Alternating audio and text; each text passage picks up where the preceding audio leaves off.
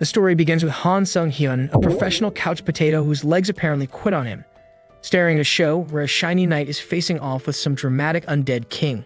As Han Sung chugs a drink, he wonders how exactly he managed to screw his life up this badly. Just then, the doorbell rings and a transmission investigation officer from the Superpower Control Bureau shows up for a routine check to see if Han Sung is still alive. The officer confirms that the guy hasn't awakened yet and tells him to report to the Bureau if he ever manages to get superpowers. This is the first time in 6 whole months that Han Sung has spoken to anyone outside, which basically means he can now enjoy another half year of peaceful, uninterrupted laziness. He checks the kitchen for food, but all he finds is expired junk. Limping around, he realizes it's been nearly 2 years since he last set foot outside. While everyone else would probably call him pathetic, Han Sung considers himself a tragic victim of this twisted world. His legs tremble as he watches a news report about a fire in a shopping area. The anchor blames it on some freshly awakened guy who probably committed a random crime before getting dumped into another world. Hearing the word awakened makes Han Sung remember the day everything went sideways. Random people suddenly started getting strange superpowers from who knows where, and the weirdest part is that once someone awakened, they were thrown into another world within 24 hours. They were given random tasks, and only if they completed them could they return to Earth. Almost only a few people ever made it back alive, so the newly awakened began committing serious crimes before being shipped off. Han Sung remembers that about 2 years ago, his family became victims of one of those desperate awakened idiots. The poor guy lost everyone he loved and never found the courage to stand on his own again. Still, he held onto a shred of hope, clinging to the thought that maybe one day his legs would work again and he could walk. Just the mere thought of stepping outside makes him wet his pants, and he wonders if things would have turned out differently only if he had a bit more courage. Just as he daydreams about leaving the room for anywhere at all, a blue system panel pops up in front of him. It mentions a dimensional shift being detected and connects to some system called Akasha. The system informs him that he has awakened a unique skill, and Han Sung glances nervously in every direction as the system grants him a skill named Avatar. Before he even has a chance to experiment with it, a 24-hour timer appears in front of him, with a warning that if he does not enter the transport field himself, he will be forcibly dragged into it. Seeing this, the limping idiot rushes around frantically, trying to gather his belongings as quickly as possible. He recalls that the average time for returning to Earth is about a year, and considering the rumors that time in the other world flows roughly 10 times slower than on Earth, he realizes he may have to survive for an entire 10 years before he can even hope to make it back home. The whole day drags on, and with just 3 minutes remaining, Han Sung has managed to grab whatever he could find in his place, looking more like he is preparing for a mountain camping trip than anything else. As the clock ticks down, panic sets in, and he wonders how a guy who can barely step outside is supposed to survive in another world with no power or skills. Suddenly, it hits him that he should at least try out and see what his superpower does. He yells the word Avatar, and a cheap copy of himself materializes in front of him. All Han Sung can see is his own face, or maybe a disposable version of himself. As he watches, he starts seeing 2 faces, and it doesn't take him much time to realize that he is actually sharing sight with his avatar. Han Sung feels nauseated from the strange sensation, and just then the system pops up with a warning that if he doesn't step into the transport field himself, he will be dragged into the other world. Han Sung gets all gloomy as he realizes his superpower is as useless as he is. Wishing someone else could go in his place, he decides to send his disposable copy instead. Surprisingly, it works, and the transport field recognizes the avatar as him. But the moment the transportation completes, Han Sung finds himself in the other world, where his avatar should have gone instead. Freaked out, he sees as the system informs him that he can return to Earth through an option called Return in the Karma Shop. But for that, he needs karma points, of which he currently has 0. Just then, a strange headache hits him, and the slowpoke finally realizes that he's been sharing sight with his avatar. He shouts, "Dismiss avatar," and the moment he's back in his own body, he rushes to the toilet and vomits. The only upside is that he managed to avoid being transported himself. He says summon avatar, and his copy appears in front of him. Staring into his own eyes, he realizes just how hopeless he is and wonders what he can even do with such a useless power. But then the system congratulates him, telling him he's achieved a great feat by returning to Earth without using the Karma Shop feature. For this, he earns a special reward skill called Dimensional Transport Field, which lets him travel to a previously visited location once per day. Just like that, Han Sung becomes the first person ever to return to Earth in such a short time. The system panel reveals that his karma balance is now around 2 million, and he cannot believe that all of this is gained just by dismissing his avatar. Since returning to Earth alone requires 1 million, it means nearly 10 years worth of amount has been collected in a single moment. After that, he thinks about how karma is awarded depending on the effects someone has made in the other world. It grows from both good and evil actions, or even by murder and doing some other chores. Karma is meant to be spent on either improving abilities or traveling back to Earth. He wonders if this could be a system glitch and worries that the system might later ask him to return the amount back. However, he shoves the thought aside as he believes there is no point in worrying since he did not intentionally make it happen. After that, he takes a look at the system menu and realizes that the return skill is as useless as he was a minute ago before he got all this karma.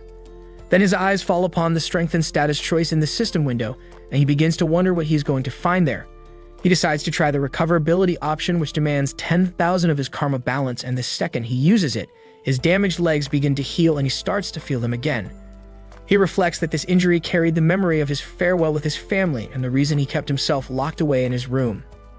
After the recovery process, he acquires a new skill named Super Recovery. The scene then transitions to his gym where he finally succeeds with the leg workout and notices just how greatly his body has improved. Even though he poured a lot of karma into healing his legs, he still has a ton left and considers what could be done with it next. He then notices the strength and unique skill option, and a faint smile comes to his lips while he imagines what might happen if he enhances his avatar skill. Back inside his room, he observes his avatar, and with a light mood he wonders if it looks quite manly. The avatar glances back at him and remarks that he appears quite strong himself and asks if he has been exercising. Han Sung replies that this is simply the outcome of steady and consistent effort. With the awakening of his avatar ability, his awareness separates into two parts, and he gains the freedom to move between them. By strengthening the avatar ability further, he unlocks another talent called Mind Hub, which filters out all the undesired emotions, including pain, from his avatar. Han Sung even tests it out by punching his avatar and slamming him into the door, and as expected, there is no trace of pain. A realization strikes him that he can now travel into another world while remaining in his own room. The thought fills him with joy as he compares it to playing a game while still in real life. Yet the surprises do not end there, since he now notices that there are 3 versions of him. He reflects that as his strength continues to rise, he will gain even more avatars, so naming them is necessary to avoid any confusion. Though he has never been skilled at naming, he sits with them to think carefully before settling on a decision. He finally speaks to the first avatar, saying that from this point his name will be Hans, and tells the second one that he shall be Heinz.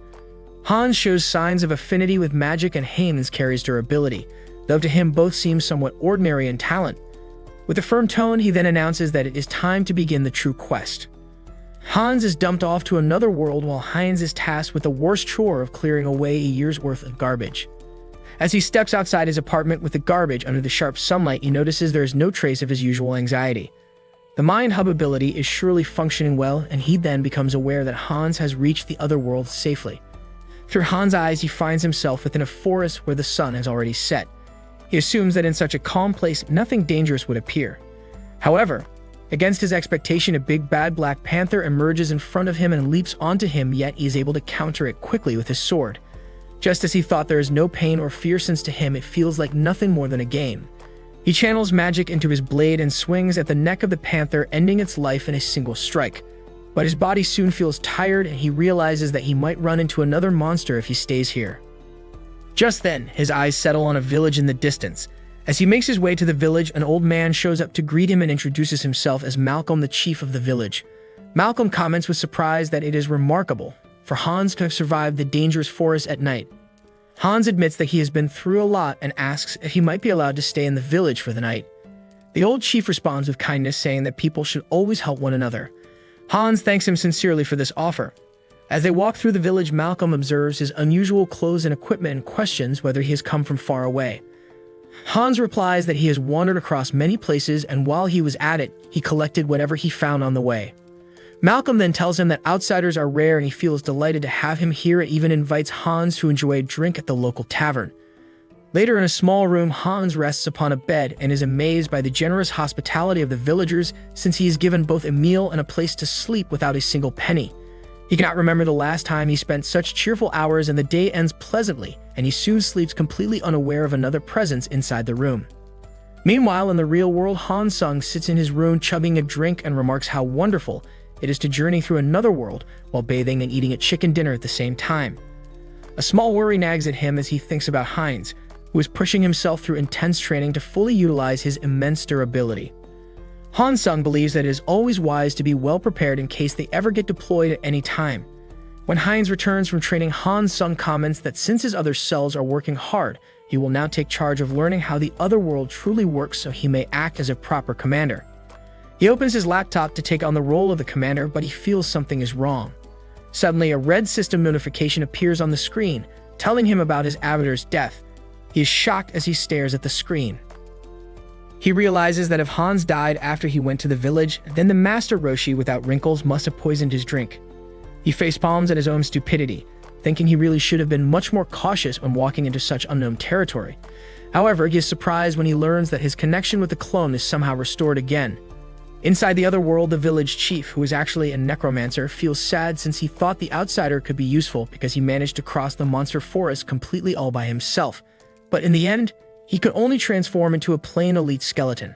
At the same time, our hero feels confused when he notices his pale, bony hands, and a panel immediately informs him that his race has changed from living into undead, and now he has received a unique skill called Corrupted Heart.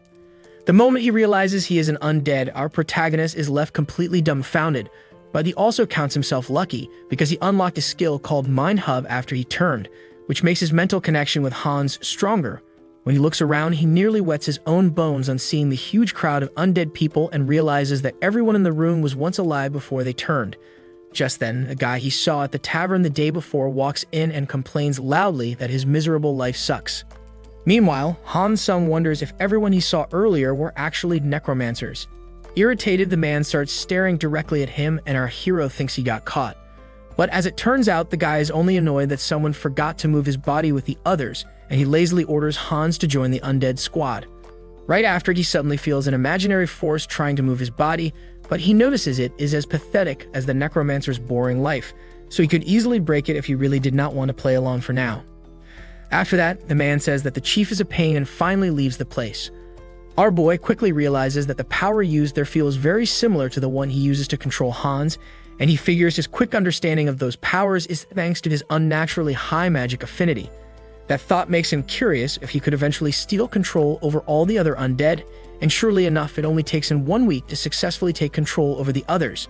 When his eyes flame up as he orders his underling to move, the skeleton rises menacingly and starts dancing around, making him look like a guy who failed his audition to play Ains and Overlord. Turns out, our hero can only control a single undead at the moment, even though he is an elite skeleton. While lost in thought, he spots the rat that has been nibbling at his bones for the last 7 days and quickly picks it up.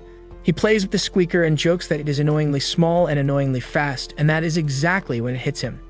He gets the thought that since it is both small and fast, he should give the little guy an early ending, and then use his power to make it undead.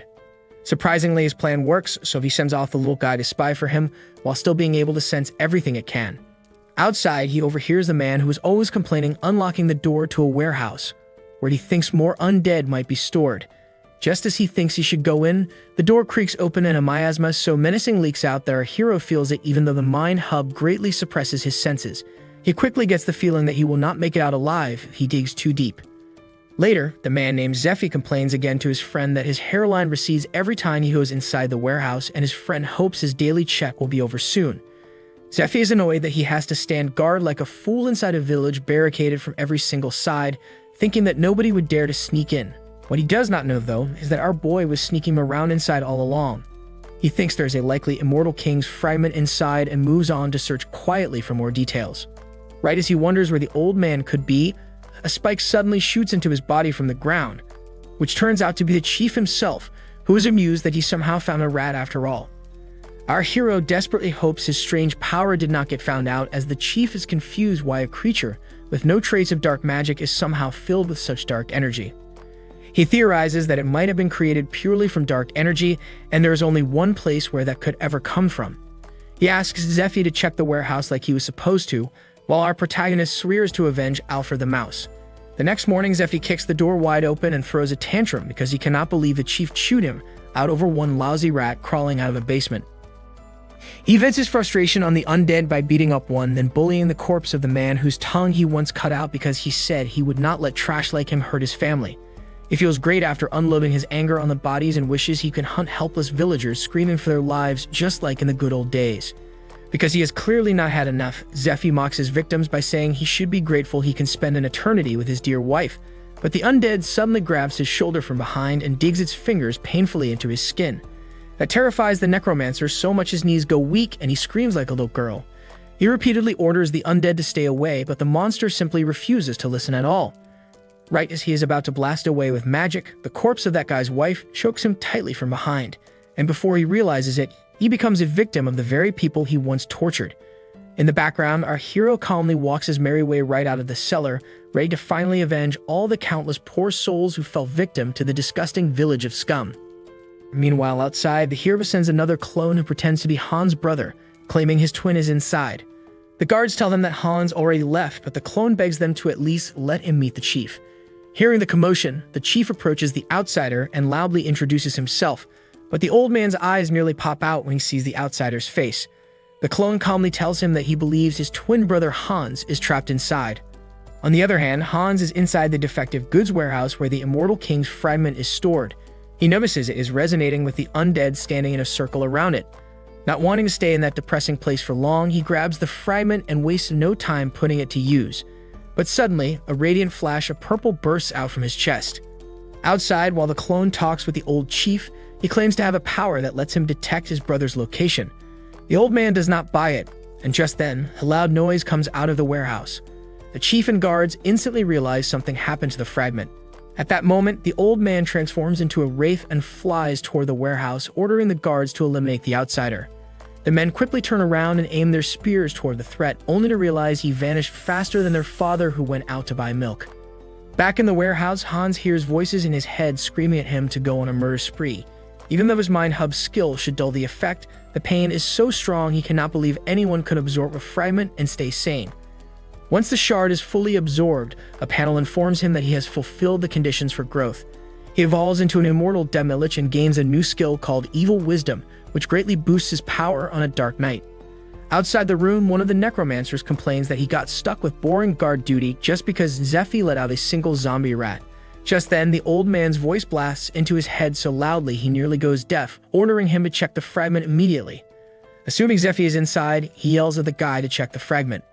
But when the guard looks in to see why his target went silent, a pair of undead arms suddenly reach out for him, and in that instant he realizes every undead inside is gathering to break down the door. Standing in the back, Sans from Undertale greets him, and the guard sweats in confusion at how a monster can speak so clearly. In a panic, he hurls a magic blast at the door, but the very next moment the horde of undead smash it apart. Hans steps out and says it is rude to ignore his greeting. In his mind, Han Sung wonders if it is because of his evil wisdom skill or not, but for the first time he feels like a demon lord with perfect command over dark magic.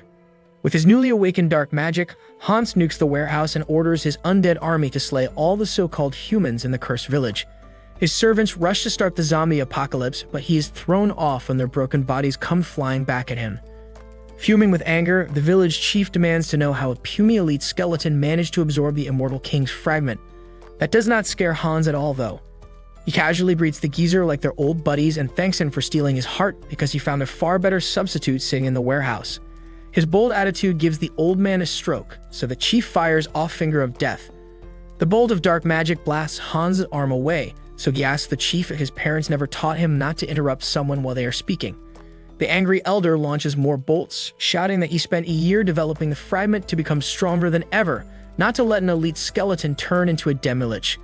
He unleashes another heavy spell, but Hans calmly summons a shield to block it and fires back that only he could withstand it, since anyone else would have gone mad from the mental corrosion. Then, when the chief yells out another cringy spell name, Hans snaps and declares it is time to avenge Alfred. Hearing that, the chief demands to know if Hans really knew someone before invading the village.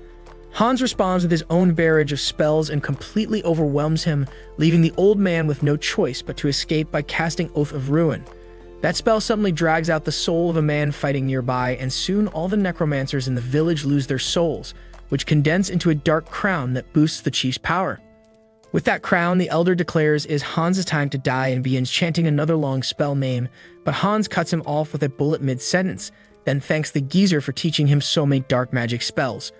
Once the old man goes down, Hans stares into the sky and quietly hopes Alfred can finally rest in peace.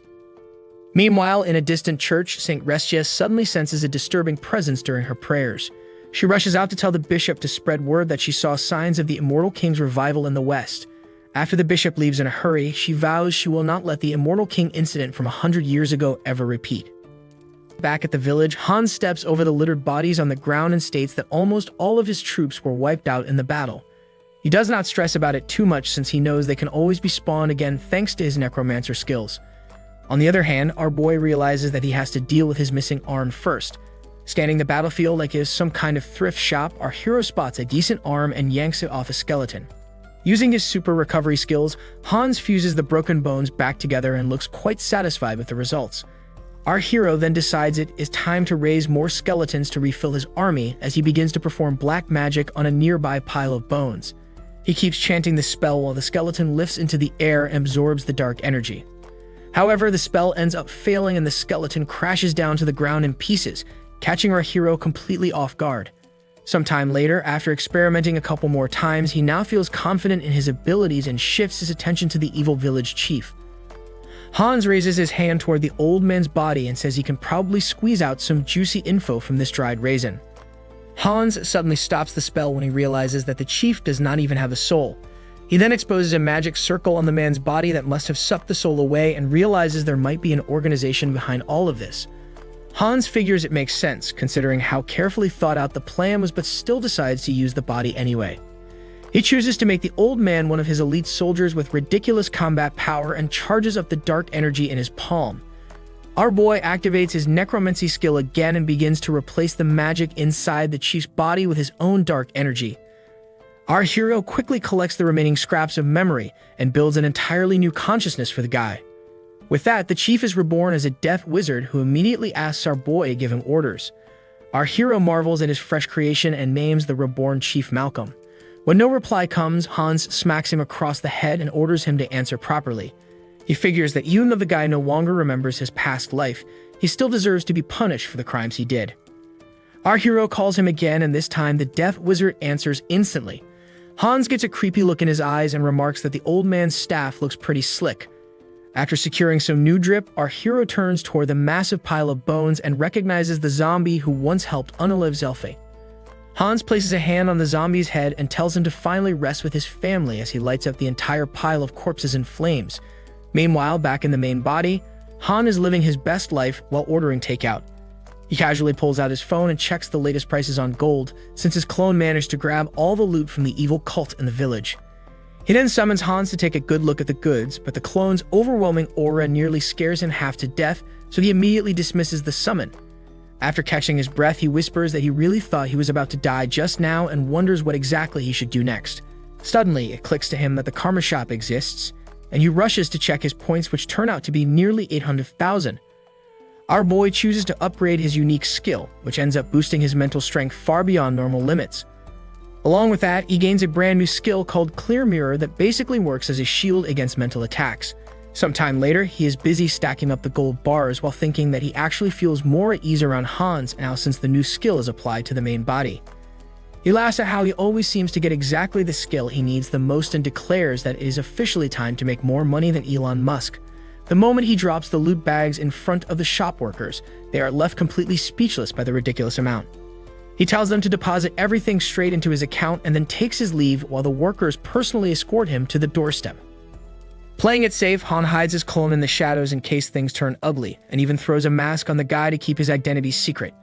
Just as he says that maybe he is being a little too paranoid, an explosion rocks the building right behind him. Out from the hole appear a Twilight-wanted werewolf and a masked human thief standing side by side. The furrier remarks that he never expected a small-time place like this to hold so much gold, while the masked human reminds him that they need to bail out of here first. The two take off from the jewelry store with their hands full of loot and head straight in our hero's direction, while some random background NPC screams for help. These two are what people call villains, ones who abuse their newly gained abilities just to commit crimes, but usually the Guardians show up to protect the civilians from them. The werewolf suddenly swings a punch that sends our hero flying while yelling at him to move out of the way. Our boy clutches his face in pain and thinks the Guardians will handle it, but then he starts shivering as reality hits that he himself cannot do anything.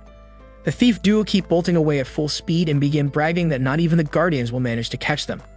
The wolf states that they just need to reach their exit portal, but instead they nearly choke on the shock of their lives when they discover their getaway driver got Mike Tyson. As the werewolf hurries to help his buddy back up, the masked thief points toward a skeleton standing in the distance and nervously asks if that guy is a guardian. Our boy figures that while Han Sung is helpless right now, Hans is just built different, and he immediately summons skeletons that leave the villains completely spooked. Sometime later, a squad of people heads toward the crime scene. The leader in front tells the rest to hurry the hell up, but as soon as the Guardians arrive, they freeze in confusion and wonder what the hell just went down here. One of them channels his inner Sherlock and guesses that someone had a fight with the villains and dipped before they could show up. The leader figures the person might still be nearby and orders his team to sweep the area. But our clone slips away easily by melting back into the shadows and returns to our hero. Han stretches his arms, calls it a decent workout, and starts heading back home. The scene then shifts to Hines, who looks hyped out of his mind and shouts that he has finally arrived. He recalls Malcolm's words and finds it amusing that the chief did not lie after all. Our hero then marches in the city like he owns the place and proudly declares that this is his grand entrance to a brand new career in another world. Unfortunately, his mood takes a nosedive the second he realizes the whole area is as empty as his ex's heart. There are no guards, no checkpoints, and apparently nobody cares that outsiders are just walking in. Right then, a loud NPC catches his attention, and he turns to see two thugs shaking down a young girl who is desperately begging for more time. The bald thug tells her flat out that she has 3 days to cough up 2 silver coins or they will not be able to help her anymore. Hines is clearly annoyed by their behavior, but decides it is not his problem and stays out of it. The girl bolts off and her panic ends up crashing straight into our hero. She immediately apologizes again and again. Instead of brushing her off, our hero asks if she knows the city well, while thinking to himself that he could use a proper guide. The girl looks confused and asks who he even is, but he simply pulls out 2 silver coins and says he is her new employer and that they need to discuss business, which makes her starry-eyed. After giving him the full tour till the sun goes down, the girl finally leads him to a rundown inn and insists that this should be good enough for someone like him. Hines eventually learns that the girl's name is Diana, who after losing her parents, had no choice but to scrape together whatever little money she could to support her sick younger brother. However, she was unable to pay the protection money demanded by the local thugs, but changed when she crossed paths with our hero, who now tells her to come by the inn in the morning for more work. Lying back on the stiff bed, he figures that if she decides to run off, then he will consider it a good deed, and with that, he switches to sleep mode. Morning arrives, and our hero wakes only to immediately start grumbling about how the bed was harder than stone. Hines then drags himself to the window and gets confused when he spots the same girl standing outside this early in the morning. He calls out in disbelief and Diana greets him with a bright smile while he demands to know what exactly she is doing there at dawn. A little later, the two settle down in the dining area for breakfast. Our hero tells Diana flat out not to show up this early again, and she happily agrees to whatever he says without the slightest hesitation. He starts to get slightly irritated at being called sir, but before he can say much, the girl interrupts to ask if he is done with his food. When he replies that she can have the rest, Diana thanks him and stashes the half-eaten bread into her bag like it is a quest item. The city our hero currently finds himself in is called Azantu, a small town within the kingdom of Thalia. Hines admits that it looks like a textbook medieval city, though something about it feels unsettling as there are strange symbols drawn across the city. He inspects it closely, wondering if it is just paint, only for Diana to state that the markings are actually made with blood. Naturally, Hines tries to lean in and sniff it for confirmation, but Diana cuts him off by asking if he had deer stew last night, which catches him completely off guard. She grins and proudly says her sense of smell is unusually sharp, which makes our hero pause and think that someone could easily mistake it for an actual ability. He then changes the subject and asks what the symbol means, and Diana explains that it belongs to an organization called Barkalak. She starts going deeper into the lore of this ominous group, then she suddenly freezes. Hines asks her what the matter is, but she blurts out something about a smell. Our boy tries to follow her train of thought, only for Diana to immediately declare that the source is freshly baked bread, which she insists is an absolute must-have in this city. Hines asks if she is not full from earlier, but Diana boldly claims she can still eat much more without breaking a sweat. Meanwhile, in a shady alleyway, someone is being dragged into a building, leaving a trail of blood behind. A few days have passed since our hero began exploring the city, but this time Diana does not show up at their usual meeting spot. Just then, the same thugs from before call out to him, saying they have something to discuss, though our boy seems oddly cheerful about it. He offers them a few silver coins and says he hopes it helps keep the peace in the city, and the thugs then mock him for being so considerate. Hines notices the same symbol printed on their backs and remembers Diana's warning to stay away from the back alleys. That is when he overhears the two talking about someone they recently grabbed, and the red flags instantly go up that they might have taken Diana. Calling out to them, he thinks that if things go south, he will just cancel the summon. He then tells the thugs he has a few questions, but right at that moment, Diana suddenly appears and catches him by surprise. The thugs start acting up and ask what he is so curious about, to which Hines nervously asks if the money he gave them was really enough. A moment later, he holds up his empty pouch and begins yelling at Diana for making him waste so much money because of her. However, the girl is on the verge of tears and says that her younger brother is missing. She explains that he was getting better thanks to all the food, but now she cannot find him anywhere. That is when Haynes recalls what the thugs were saying earlier and asks her if Barkalak took the boy. Diana is on the verge of breaking down, but our hero assures her that he will pay whatever price the thugs demand. Even so, Diana sobs and tells him that if the thugs really took Aaron, he is going to die because the organization is after blood. Hines is left confused, but she then reveals the truth that this city is actually a blood farm for vampires. The scene then shifts to the village, where an unknown figure stands among the corpses and says he can feel dark magic all around. He wonders to himself whether this entire scene was caused by an internal revolt or something else, feeling annoyed since he had planned to take the shard for himself once it matured. The figure then reveals his sharp vampire fangs and confidently declares that he will find the thief soon enough.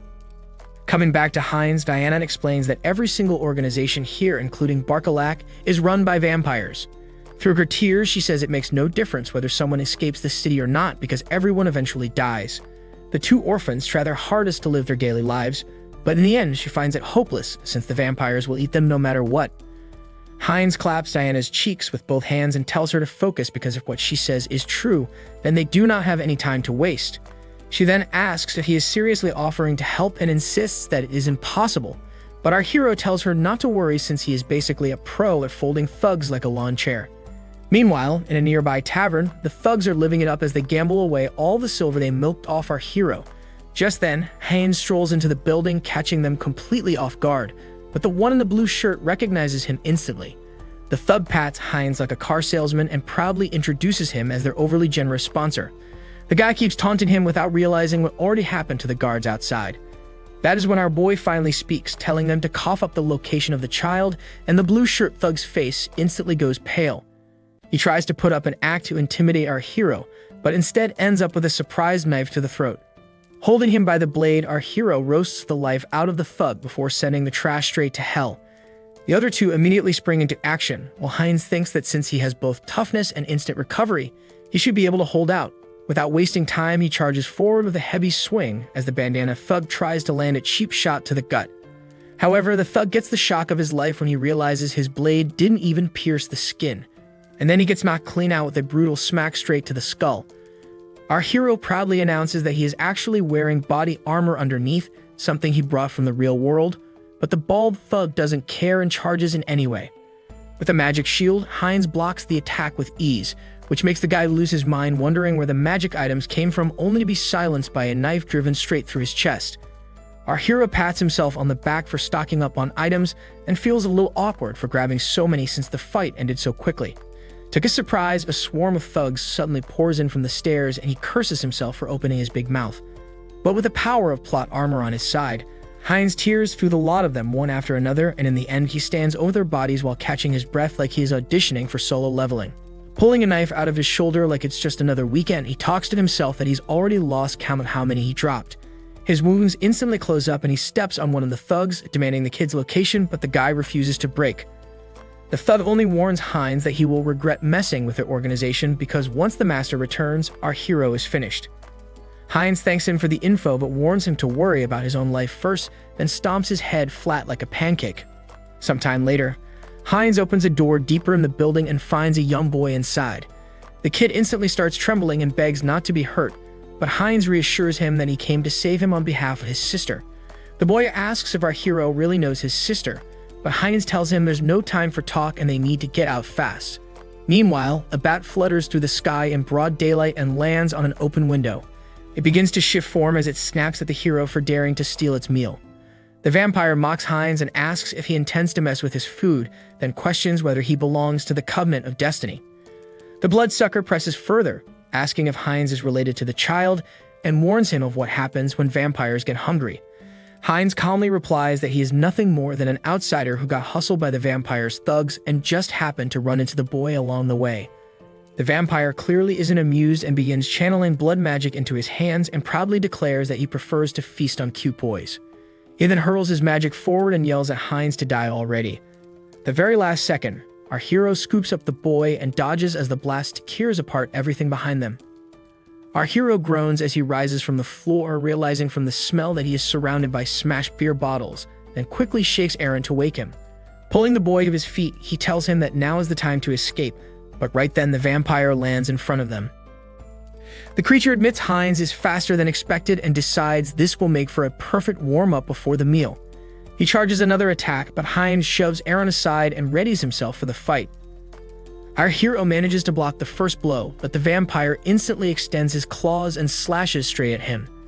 The vampire comments that this little human is sturdier than expected with insane recovery skills, while our boy thinks that he's completely toast.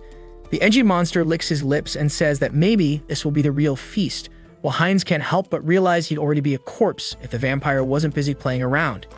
Even so, our hero refuses to just lie down and raises a fist in defiance, only for the vampire to casually slice his arm clean off, mocking that he needs to prepare his meal first. Gritting his teeth through the pain, Hines hears the monster tell him that all his struggles are pointless and he will pay with his life.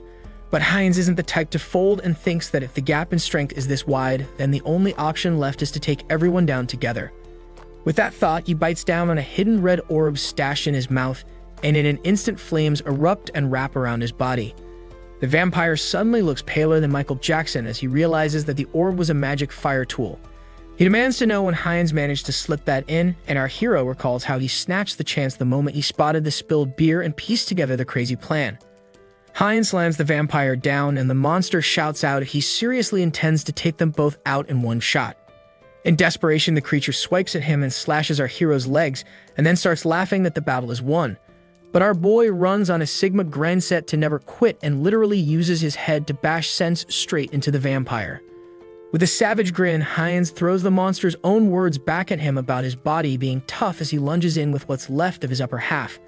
The vampire panics and screams at him to stop, but it's too late as the flames reach the beer barrels and a huge explosion occurs through the building.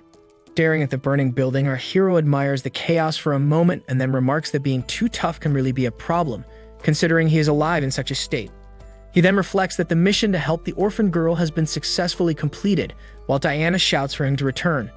The system then informs the main body that Avatar Hines has died and will require a week to respawn. The scene shifts to Diana, who is now happily earning money by cleaning shoes. A well-dressed NPC thanks her and mentions that he left the payment on the table.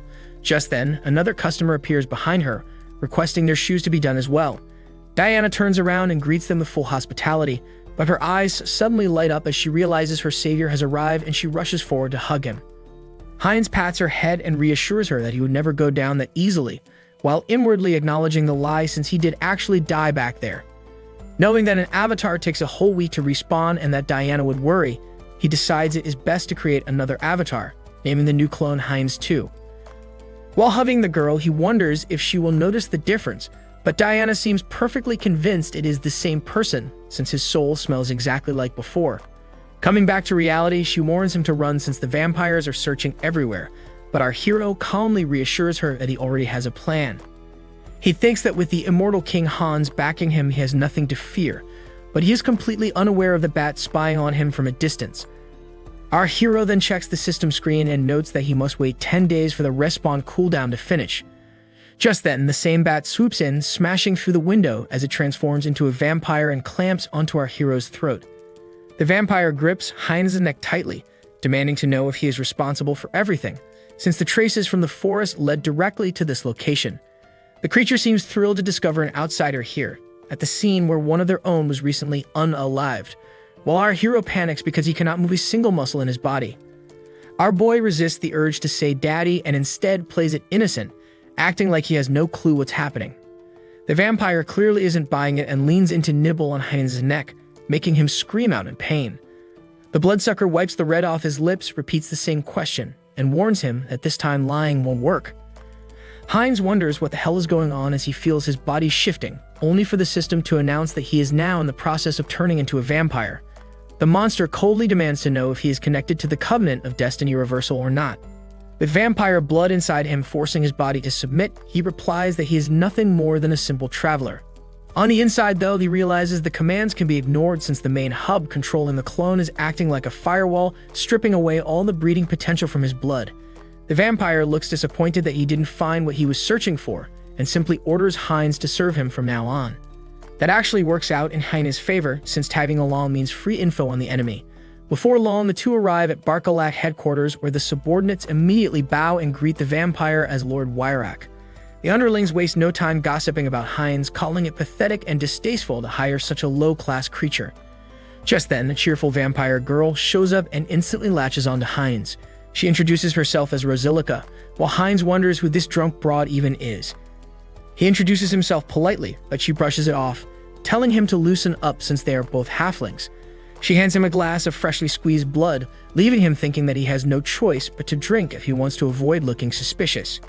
The moment he takes a sip, an almost uncontrollable bloodlust hits him, so he forces himself to gulp down the entire thing in one go while blocking off his taste and smell to survive it. He thanks Rosilica for the drink, only for her to give him a funny look before cheerfully saying he would definitely be on her sucking dry list if he was a human. Heinz quickly changes the subject and asks her what bloodling even is. She finds it strange that he does not know anything about how vampire society works and explains that bloodlings are basically knights who serve pure bloods, the ones considered nobles. Above them sit the true bloods, and even higher are the sacred bloods who are practically legends. Our hero asks more about the true bloods, and she explains that they are their progenitors, the ancestors they are bound to obey no matter what. A sudden ding cuts their talk short as Lord Wyrak calls the room to order, standing alongside the pure bloods Parida and Typal. He addresses everyone and states that a fragment of the Undying King, which was being raised by the Oath of Heaven reversal cult, has vanished. Before disappearing completely, the trace showed it was headed here, and there is a real chance it is already within this place. Heinz asks what that even means, to which Rosilica explains that a bunch of lunatics in a forest village were trying to cultivate the fragment, which immediately makes Heinz recall the village incident. Once the meeting ends, the two bloodlings head out into the city under the sun, while Rosilica grumbles that they are basically getting roasted alive. Heinz admits his own strength is fading bit by bit, but Rosilica stays firm, insisting they cannot let Lady Parida search alone. Just then, she slips up and mentions that the vampires moved their fragment here, which Heinz instantly catches onto and asks if the vampires actually have a fragment of their own. Rosilica explains that after stealing the fragment from the dark mages, the higher-ups were planning to merge it with their own. That thought instantly lights Heinz up, since it means there is a chance only a pure blood is guarding the fragment right now. Fired up, he asks Rosilica if she knows the exact location, but she laughs and says the higher-ups would never reveal something like that to someone as low-ranked as her. The scene then shifts over to Diana, who casually munches on food while revealing that she might actually know where the fragment is. This completely catches Heinz off guard, and Diana stays confident about knowing about its whereabouts, which nearly makes our hero lose his mind. He asks Diana with excitement if she is really certain, and she begins explaining that back in the day she used to make money cleaning tombs.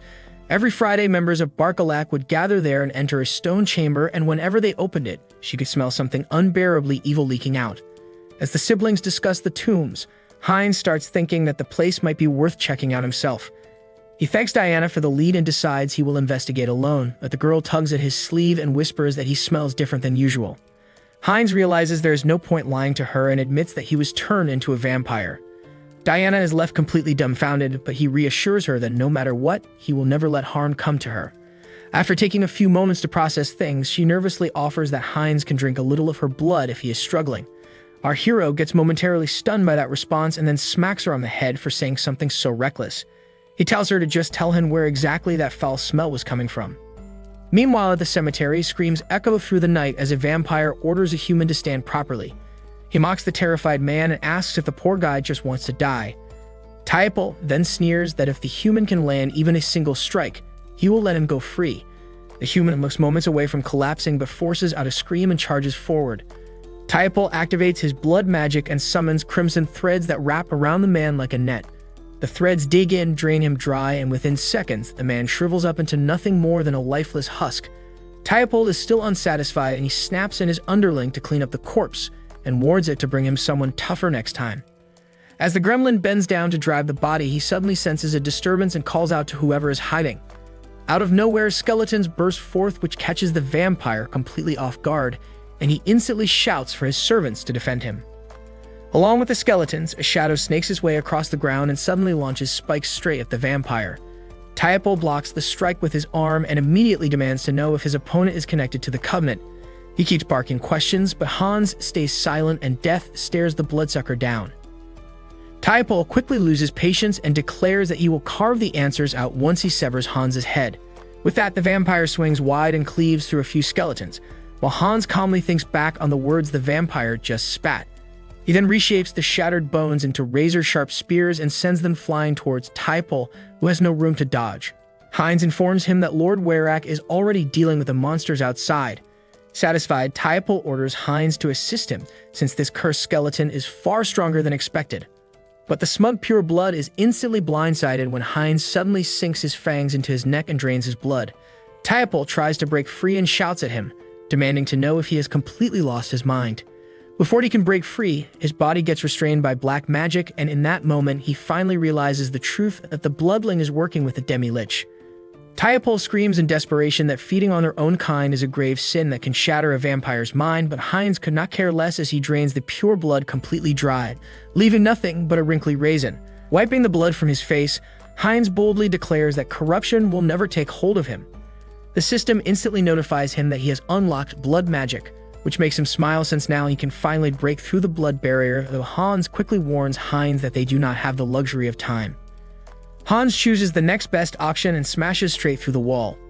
Both clones step up to the hole and gaze down at the second fragment of the Undying King. The demi-lich extends his hand to claim it, but the violent surge of aura nearly blasts him backwards. Even with the hub acting as a filter, the crushing wave of negative energy is far too much to handle on its own. Our boy quickly decides to channel every ounce of mental power from his clones directly into Hans like Power Rangers from Temu. Meanwhile, outside, Weyrak rushes toward the scene but freezes mid-step the moment he senses that overwhelming aura. Hans rises into the air, which brings Weyrak to attention, and he snaps orders for his soldiers to open fire. The blood bullets splatter uselessly across the demi-lich, doing nothing but making him visibly annoyed. In response, Hans swings and unleashes a devastating slash that obliterates several of the grunts, while Weyrak can only stand frozen in disbelief. After successfully consuming the second fragment, our hero unlocks terrifying new abilities and has now officially evolved into an archlich. The scene shifts to two knights who stop outside the city gates and stare at the purple fire. The knight on foot states that it is clearly rising from Azamtu city, but suddenly, the rider on horseback begins coughing. The rider catches a falling ember in his palm and grimly states that they need to return to the cathedral right away. These falling embers are not ordinary ash, they are a clear sign that the immortal king is close to returning. Back at the cemetery, Weyrak stares in shock as he realizes the undead's power has skyrocketed nearly tenfold. Hans descends in front of the vampires, his hand glowing as he summons a new and upgraded staff. Pointing the staff forward, he unleashes a rolling wave of dark smoke that surrounds the vampires, leaving Weyrak tense as he tries to figure out exactly what the undead is about to pull. One of his underlings nervously suggests retreating, but he doesn't get to finish the thought and gets dragged into the shadows. Weyrak freezes in fear as the dark tendrils creep closer, and before he can react, he gets impaled by spikes throughout his body. The pure blood crashes to the ground in pain while Hans approaches Weyrak and remarks that the pure blood stands leagues above the others. He goes on to mock Weyrak and says that right now he is nothing more than a helpless farm animal. Furious, the pure blood demands to know how a skeleton could possibly absorb spiritual energy like that. Hans does not even bother to answer, and instead, a voice speaks up from behind the vampire. Heinz creeps up behind Weyrak and reveals that the skeleton was never alone. With unsettling calmness, Hans leans in and takes a chomp out of the pure blood's neck. Weyrak collapses instantly from fatigue, and the system notifies our hero that he has finally met the requirements to evolve into a pure blood. Heinz wipes the blood from his lips with a grin, thinking his theory was right that he can grow stronger far quicker by devouring other vampires. Meanwhile, in the distance, Razilica finally reaches Lady Peretta and hurriedly asks what they should do now. The girl breaks down crying, saying none of this would have happened if Lady Peretta had been there. But the pure blood calmly notes that the enemy must be absurdly strong since even Weyrak was taken down. She studies a piece of ash still potent with dark magic and concludes that whoever they face probably has broken abilities. Noticing that the sun has risen, she suggests they should return to base and gather reinforcements before making any more reckless moves. The scene then cuts to a man sprinting full speed through the city, swearing at the top of his lungs. Out of breath, he ducks into an alley and keeps ranting about how useless the vampires were for getting wiped out instantly. But before he can finish cursing, a shadow slips out of the wall and snatches him by the arm. Screams echo through the neighborhood as Hans takes out the remaining Barkalak trash across the city streets. Meanwhile, Hans hires a small merchant caravan and leaves the city with the two orphans. He cooks them some Gordon Ramsay tier steaks, making the siblings drool in pure excitement. The kids thank him with big smiles while our boy just waves them off and tells them to eat as much as they like without holding back. Watching the two, he reflects that their behavior has improved since leaving the city. He then asks Diana if their uncle owns a shop in Eastern Rapalacy. She admits that he does, but she is not sure if he would welcome them with open arms. Heinz tells her not to worry and thinks that if the worst comes to worst, he can just pay uncle to take care of them properly. Our hero feels heavy inside because of how attached he has grown and how much he has changed since arriving in this world. Diana notices his silence and asks if he is running low on blood or something. But Heinz quickly reassures her with a half-smile that he has already eaten more than enough. R sucked all the vampires dry in the region while Hans put the empty shells to use by turning them into undead soldiers. The Archlich orders the new zombies to march into the portal and notes how convenient this pocket dimension skill really is. The forbidden knowledge skills pairs well with the evil wisdom skill he already had, and he thinks that with enough research he could probably pull off opening subspace back on Earth too. Just then, a stranger activates blood magic and blasts a bullet clean through our hero's chest. The young vampire asks coldly if our hero is making a joke out of their kind by still walking around the city. The vampire Ovar then demands to know if he is really a part of the Heaven Reversal cult. Hans decides to roll with it and claims that he is one of them, but Ovar instantly calls Caps and someone already torched the cult's hideout, and the Archlich escape with the fragment. Ovar pulls out his scythe, declaring that our boy's time is over and charges at him with full speed.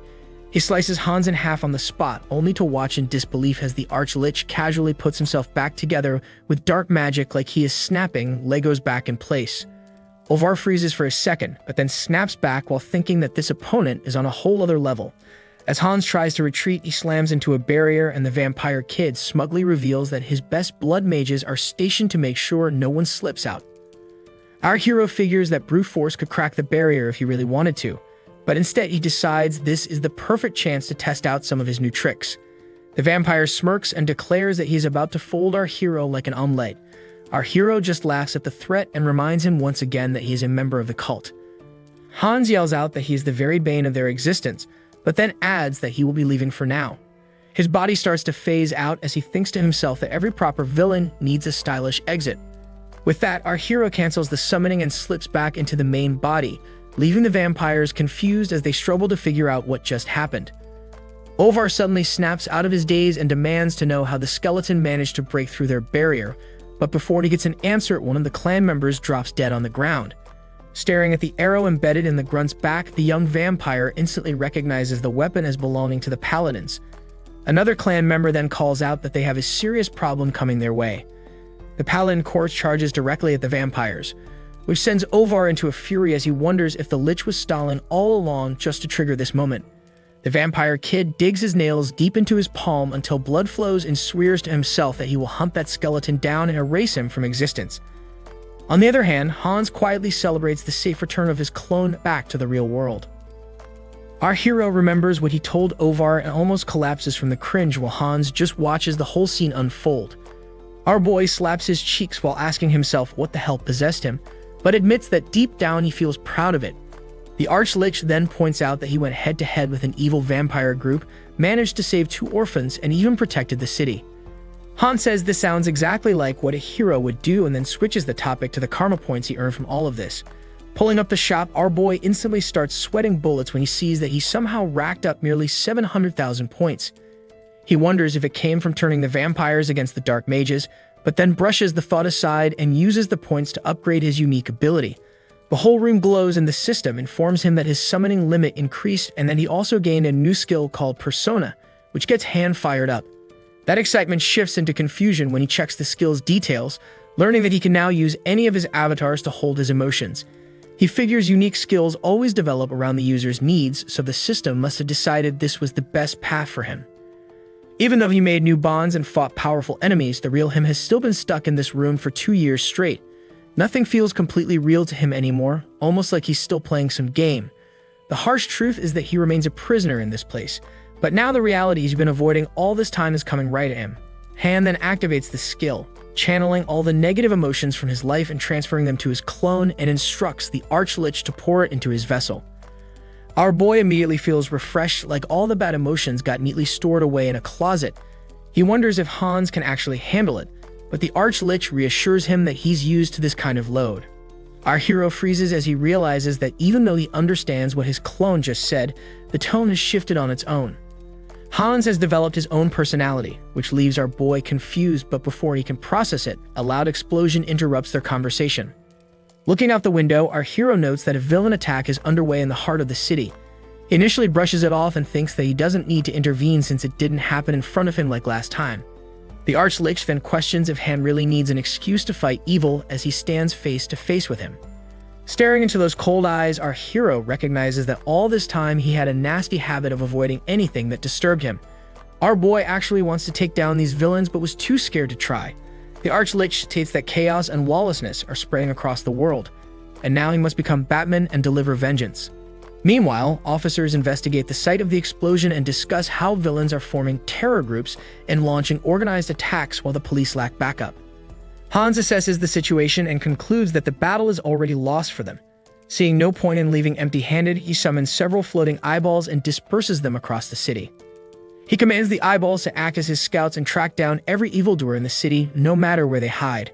The scene shifts to a few gangsters using an unfortunate victim as an ashtray, completely unaware that Hans is watching them secretly. Elsewhere, a woman clutches her child tightly as she pleads with her tormentor that she has nowhere to run, but the attacker ignores her and prepares to hit the woman. In another part of the city, a masked thief breaks into a shop and searches through the cash register. Coming back to our hero, he notes that he can see everything and mentally prepares to punish the steaming piles of trash. Hans moves from one villain to the next as he catches them red-handed and thinks to himself that he will carve fear straight into their hearts. He warns the evildoers to remember this moment and makes it clear that no matter where they appear again, the same punishment awaits. The city is filled with a soothing song of screams as justice is delivered to those who committed crimes. Hans feels a rush of satisfaction that he is getting used to his new powers, but then thinks that this isn't enough. Summoning an entire horde of evil eyes, he declares that the cleansing must continue and sends his army of watchers across the city, ready to hunt down every last one of these trash villains. Guys, that's the end of the video. If you liked this video, please leave a comment in the comment section. Also subscribe to the channel and hit the bell icon. Like the video and share it too. Thank you for watching and see you next time again.